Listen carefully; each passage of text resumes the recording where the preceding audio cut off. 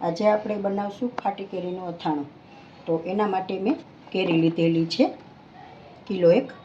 આ રીતે આમ લેવાની આવી હોય ને જારીવાળી એવી કેરી, એટલે આપણું અથાણું પણ બગડે નહીં.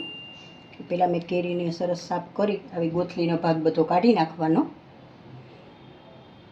અને પછી 4-5 પાણીએ ધોઈ નાખી છે મેં સારી રીતે. હવે આપણે આમાં હળદર મીઠું નાખી દઈશું. સારી રીતે હળદર મીઠું મિક્સ થઈ ગયું છે. હવે આપણે આને સ્ટીલના તપેલામાં કાઢી લેશું. 3 દિવસ માટે આપણે ઢાંકીને રાખી દઈશું. વચ્ચે વચ્ચે આ રીતે આને હલાવી લેવું, આ રીતે આમ હલાવી લેવું. 2 કલાકે 3 દિવસ માટે ઢાંકીને આપણે રાખી દઈશું. હવે આપણે 1 દિવસ રાખેલા હતા, હજી એક બીજો દિવસ થયો છે, હજી 1 દિવસ રાખશું. આપણે આ રીતે ચમચો મારી લેશું. કેરીના ખોખા આપણે નાખેલા હતા હળદર મીઠામાં. હવે હળદર મીઠું એ સરસ ચડી ગયું છે અને સરસ થઈ ગયા છે આપણા કેરીના ખોખા. 3 દિવસ થયા. તો હવે આપણે આને કાઢી લેશું એક ચાયણામાં. ખોખા આપણે બધા આમાં કાઢી લીધા છે. આ કેરીને પસ્તી પર લઈ લેશું. આ રીતે આપણે કોઈ પણ કોટનનું કપડું હોય, દુપટ્ટો હોય કોટનનો, એની પર આમ રાખી દઈશું. નીચે મેં પસ્તી રાખેલી છે, એની ઉપર દુપટ્ટો રાખેલો છે.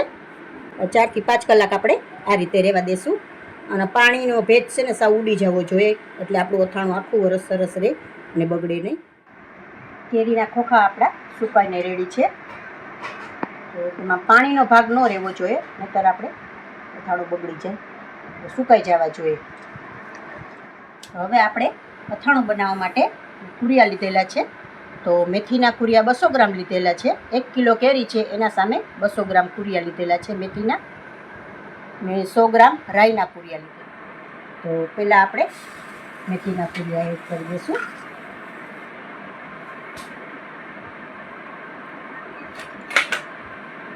પછી રાઈના કુરિયા. હવે આપણે કેરીના ખોખા એડ કરી દઈશું.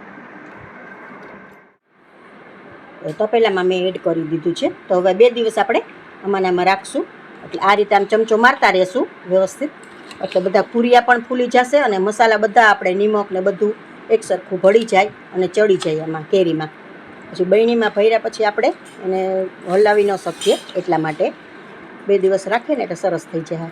તો જો મિત્રો, મારી રેસીપી તમને પસંદ આવી હોય તો લાઈક કરશો, કોમેન્ટ કરશો, તમારા મિત્રોમાં શેર કરશો.